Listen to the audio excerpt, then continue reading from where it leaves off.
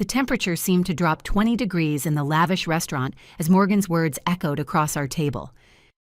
"Oh my, Natalie is from a single-parent family?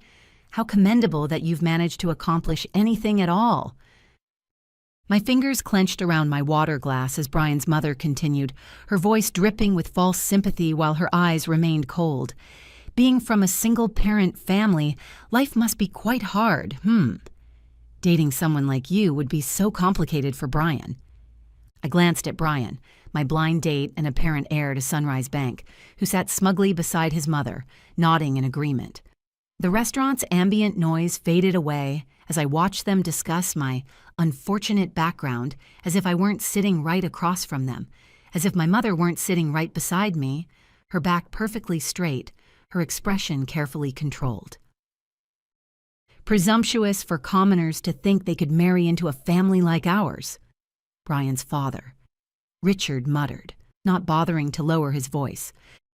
"Even if you try to bother us, it won't hurt you much since it's your money," Morgan added with a dismissive wave. "Useless poor people with low backgrounds." As I did the final check, confirming that yes, these people had invited us here specifically to humiliate us, I asked, "You're saying we should close our account with your bank, right? Please go ahead." They smiled with disdain, eyes filled with contempt as they stared at us. I decided it was time to give those who judge others by their background a taste of their own medicine. With that thought, I smiled. "My name is Natalie. I'm 29 and a marketing executive. This is the story of how I made a family of elitists lose everything they valued. I never expected to be ambushed like this. The blind date with Brian had been uncomfortable enough. His condescending attitude when he learned I worked for a major corporation rather than a prestigious financial institution, his constant self-aggrandizement, his dismissive glances. But when he suggested meeting our parents, I'd foolishly agreed, thinking it would be an easy way to end things with witnesses present. Maybe you were just nervous because you haven't dated before," Mom had suggested when I'd told her about Brian's behavior. "The way he spoke was weird, Mom, like I was beneath him somehow." "Well, his parents will be there, right? Just say no if it doesn't feel right. I'll be there too."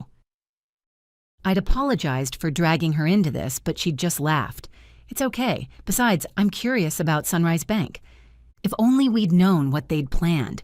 When we arrived at the restaurant, our table was ready, but Brian's family was late. Deliberately, I realized later, to establish dominance. Richard offered no genuine apology for their tardiness, and Morgan immediately began her attack. "So where is your father? Is he coming later?" I looked at Brian, who just smirked dismissively. I'd already told him during our date that my father had passed away when I was young. They knew. This was calculated. Mom responded with remarkable composure. "My husband passed away from illness when Natalie was young, so today I'm here as her mother." That's when Morgan had raised her voice in that exaggerated manner, making sure nearby tables could hear. "Oh my, Natalie is from a single-parent family." Each comment cut deeper as they continued their performance. The worst part wasn't their cruelty, it was how rehearsed it felt, as if humiliating people they deemed socially inferior was a family pastime. "I'm not really into strong-willed women," Brian interjected when I defended myself, his tone suggesting I should be grateful he'd considered me at all. That's when Mom's patience finally broke. In 29 years, I'd rarely heard her speak so sternly. "Did you invite us here today just to look down on us?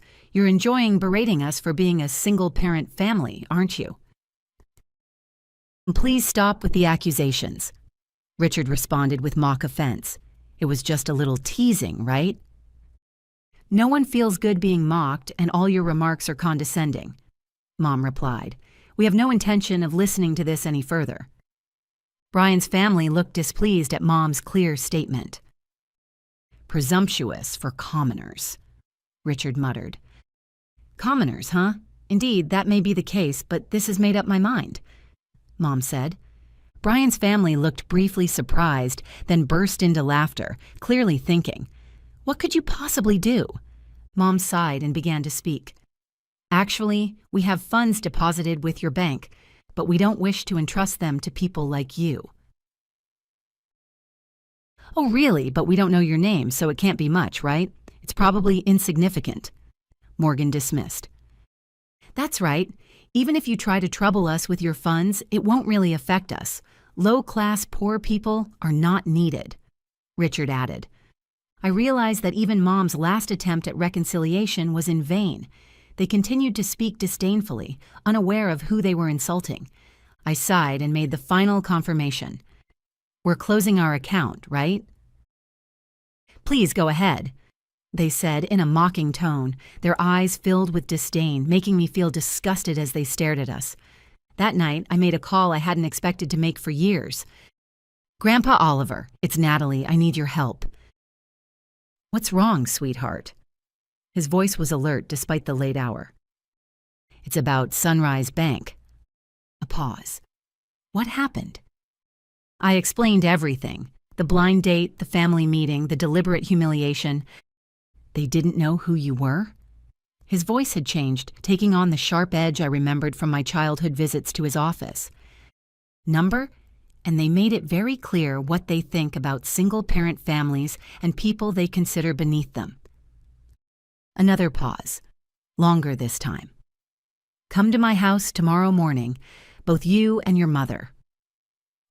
The next morning, Mom and I arrived at Grandpa Oliver's estate, ready to discuss our plan.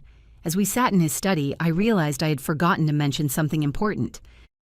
Grandpa, I recorded our entire conversation at the restaurant. I had a feeling things might go south, so I started my voice recorder app before we even ordered drinks. He nodded approvingly. Smart girl. That will be useful. 2 weeks passed. My phone buzzed constantly with calls from Brian, which I ignored and eventually blocked. Then came the call I'd been waiting for. Grandpa Oliver wants us at Sunrise Bank tomorrow at 9 a.m., I told Mom that evening. Are you sure about this, Natalie?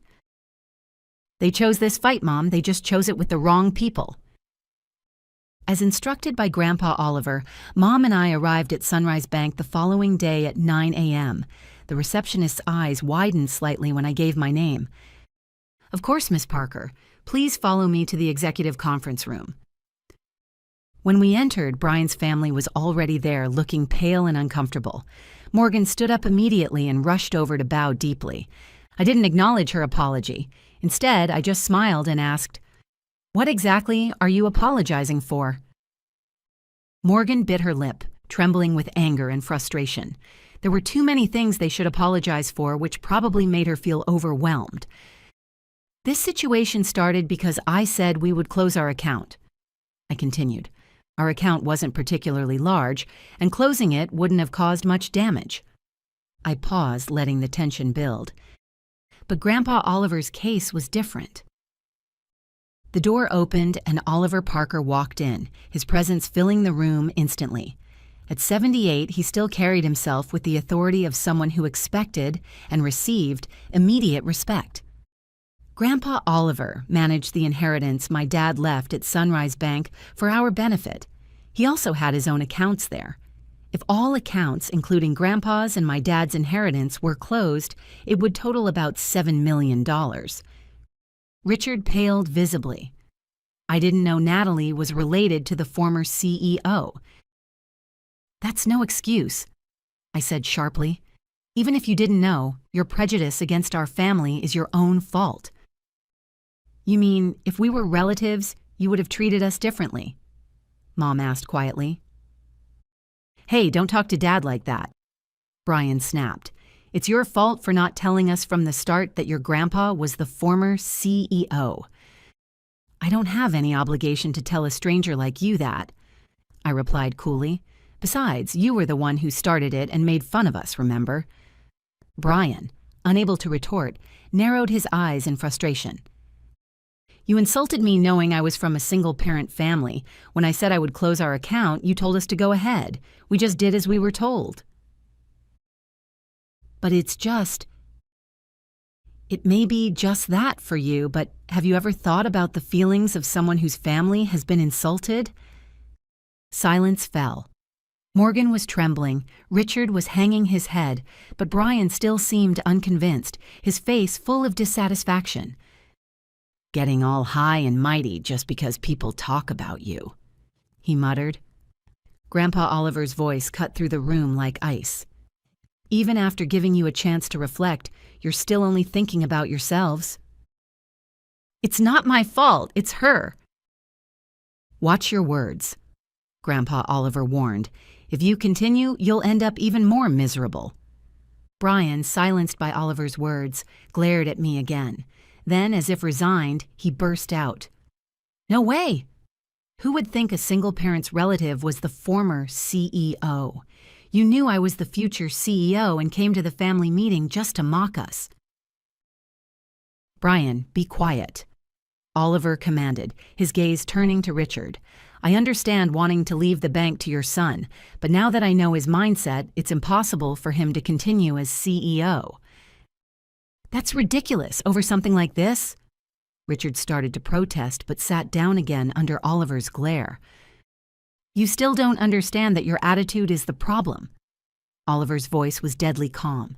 "Though I'm retired, the board will decide if you have something to say. Say it to them. Remember, we recorded the previous conversation and this one. Don't forget that the voice recorder will serve as evidence." I took out a voice recorder and pressed play. The restaurant conversation filled the room, their contemptuous voices echoing off the walls. "How dare you prepare something like that? It's unfair!" Brian shouted. "It was just a precaution," I replied. "But remember, you forced me into this situation." Brian had nothing to say in return, and their faces turned ashen. "Thank you," Oliver said to us. "We'll handle it from here." Mom and I left, the weight of the past weeks finally lifting from my shoulders. In the end, Grandpa Oliver didn't transfer the funds, at least not officially. Richard was removed from his CEO position, and Brian was demoted. Seemingly unable to handle the blow to his pride, Brian resigned voluntarily. Grandpa Oliver's influence in the financial industry meant Brian would struggle to find work in the same field again. Richard seemed determined to work until retirement, but Grandpa said it would be tough for him, both mentally and physically. Morgan, who used to wield power as the CEO's wife, apparently started part-time work to maintain her lifestyle, but her character likely made it hard for her to keep a job. I apologized to my friend who had set up the blind date. "I'm really sorry about all this." "It's okay. You didn't know, right? I only shared what happened with the friend who introduced me to Brian. She just heard about him through someone else and wasn't at fault." Mom had initially been concerned about being a single parent, but I reassured her. "I'm happy now and can live thanks to the support I've received." When I told her that, she smiled and said, "Thank you." After everything was taken care of, Grandpa Oliver told us to come over to his house again sometime. I'm really grateful for his help in resolving the situation. It was tough, but I'm happy now, so it's okay.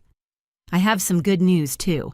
I've been promoted at work, something I earned through my own merit, not family connections.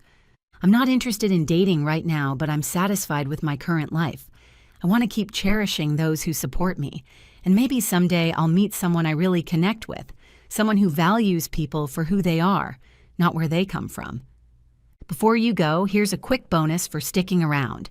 If you love learning and growing like I do, you need to try audiobooks. I've got an exclusive deal with Audible. Your first month is completely free. That's access to over 500,000 titles. Zero cost to you. All the details are waiting in the description. Don't miss this one.